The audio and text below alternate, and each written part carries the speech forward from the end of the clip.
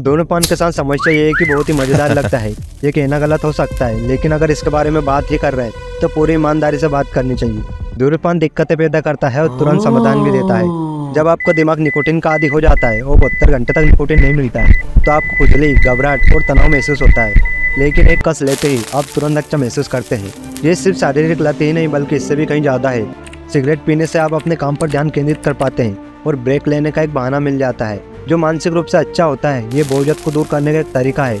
भूख को दबाता है, बुरे पलों को कम बुरा और अच्छे पलों को बेहतर बनाता है। ये सामाजिक है, मज़ेदार है और दोस्त बनाने का एक अच्छा तरीका है, क्योंकि सिगरेट पीने वाला हमेशा ग्रुप में रहते हैं।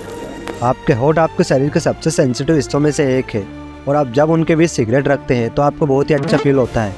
तो अब हमने सिगरेट का ईमानदारी से परिचय दे ही दिया है, तो आइए साथ मिलकर सिगरेट पीते हैं और देखते हैं कि क्यों इतनी अच्छी लगती है। सिगरेट सूखे तंबाकू के पत्ते में ऐसे रसायन मिलाए जाते हैं जो इन पत्तों को धीरे धीरे जलाते हैं, जिससे आपको निकोटिन का स्वाद लेने में मदद मिलती है। ये रसायन धूम्रपान को कम तीखा बनाते हैं। चलो इसे जलाते हैं और देखते हैं कि इससे क्या होता है। सिगरेट के धुएं में 95% कार्बन डाइऑक्साइड और वाष्प जैसे गैसें होती है। बाकी 5% कण होते हैं जिन्हें टार कहते हैं। इनमें निकोटिन के स्रोत कार्बन, नाइट्रोजन यौगिक होते हैं। जब आप सिगरेट का धुआं अंदर लेते हैं तो अरबों कण आपके गले, जीभ और श्वास नाली में फंस जाते हैं। आपके फेफड़े फूले हुए स्पंज की तरह होते हैं जिनमें फिल्टर और अवरोध होते हैं। इन फेफड़ों के अंदर सीलिया नाम की कोशिकाएं होती है जिनके बालों जैसे एक्सटेंशन होते हैं। ये सीलिया एक परत बलगम से ढकी होती है जो धूल या बैक्टीरिया जैसे कणों को पासने का काम करती है। ये धूल और बैक्टीरिया जैसे कण सीलियों के नाचने जैसी हलचल से साफ हो जाते हैं। लेकिन जब आप सिगरेट पीते हैं तो उसमें मौजूद टार कण इस बलगम में जाकर जम जाते हैं। ये चिपचिपाहट सीलियों के नाचने को रोक देते हैं और उन्हें लकवाग्रस्त कर देते हैं। ये टार कण आपके फेफड़े एल्वियोली तक पहुंच जाते हैं। एल्वियोली बहुत ही छोटे छोटे हवा के तीले होते हैं जहां असल में आपकी सांसें होती है। इनकी दीवारें बेहद ही पतली होती है ताकि ऑक्सीजन आपके खून के अंदर जाने का मौका मिले और कार्बन डाइऑक्साइड को बाहर निकलने का। अब असली खेल शुरू होता है। निकोटिन इन पतली दीवारों को पार करके खून में समा जाता है और इतनी तेजी से आपके दिमाग तक पहुंचता है कि इसका असर तुरंत शुरू होता है। एक पॉजिटिव इफेक्ट शुरू होता है। आपके दिमाग में एक कंट्रोल बोर्ड जैसा होता है। जब आप सिगरेट पीते हैं तो उसका सारे बटन एक साथ दबाने जैसा होता है। इससे आपके शरीर में एक अलग अलग तरह के ट्रांजैक्शन और हार्मोन से निकलते हैं। एपिनेफ्रिन और कोर्टिसोल आपके दिल के धड़कन को तेज कर देते हैं और शरीर को क्रिया के लिए तैयार करते हैं। डोपामाइन आपको खुश और तनाव मुक्त महसूस कराता है और आपकी भूख को कम करता है।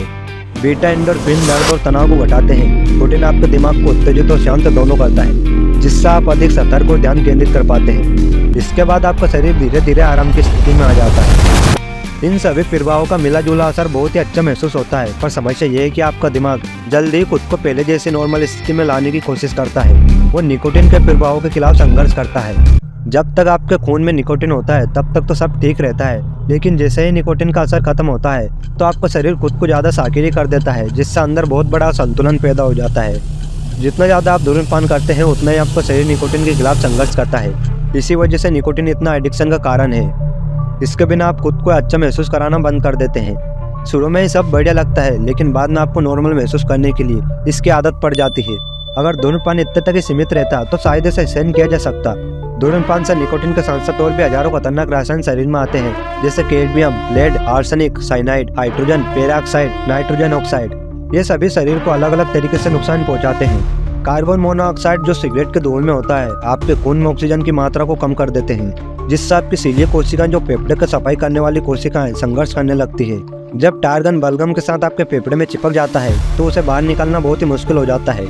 कुछ सीलिया कोशिकाएं मर भी जाती है, जिससे आपकी एल्वियोली यानी कि छोटे एयरबैग्स पर बहुत ज्यादा इफेक्ट पड़ता है। इन छोटे छोटे एल्वियोली में इतना तनाव सहन करने की कैपेसिटी नहीं होती है और कुछ एल्वियोली गुब्बारे की तरह फट जाती है, जिससे फेफड़ों को नुकसान पहुंचता है।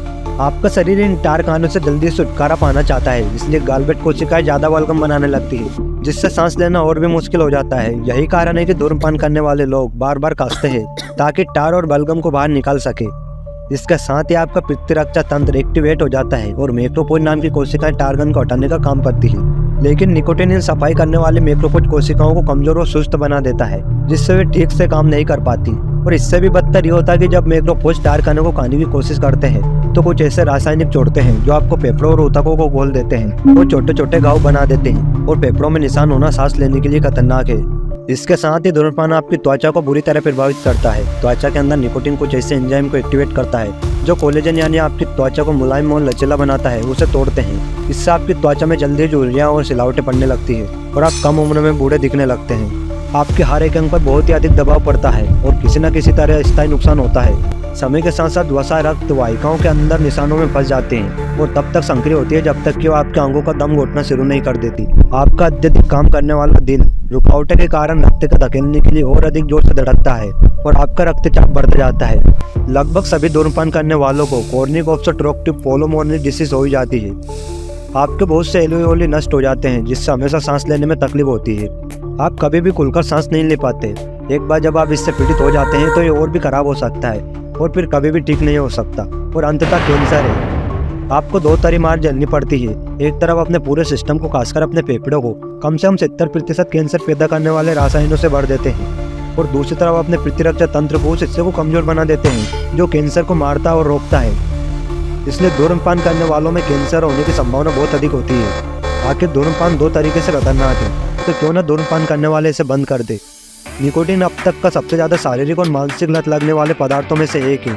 शारीरिक लत लगभग 3 दिनों तक रहती है, लेकिन मानसिक लत पर काबू पाना मुश्किल है क्योंकि आप मजबूत आदतें बना लेते हैं। ये कई सामाजिक संकेतों से जुड़ा होता है, जैसे कि दोस्तों के साथ घूमना या छुट्टी लेने के बहाने सिगरेट पी लेना। दोस्तों, असल में बात यह है कि लगभग हर कोई जो धूम्रपान शुरू करता है वे किशोर अवस्था में ही धूम्रपान करना शुरू करता है। तंबाकू उद्योग करने वाले चाहते हैं कि कमजोर दिमागों को टारगेट करना होगा।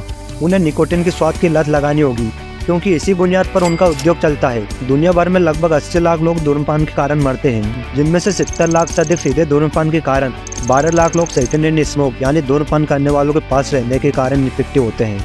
हर चीज मायने रखती है, भले ही नुकसान पहले हो चुका है। हम कोई नैतिकतावादी या पुलिस नहीं है। आप जो कर रहे हैं करें, लेकिन इस बात का ध्यान जरूर रखें कि आप वास्तव में क्या कर रहे हैं और ऐसा क्यों कर रहे हैं। आप में से अधिकांश लोग जो देख रहे हैं जो ये धूम्रपान नहीं करते, तो शायद कभी भी इसे आजमाए नहीं। धूम्रपान केवल अस्थायी समस्या का समाधान करता है, लेकिन ये बहुत सारी स्थायी समस्या पैदा करता है। धूम्रपान छोड़ने के लिए डिस्क्रिप्शन में कुछ तरीके दिए हैं, आप उन्हें देख सकते हैं।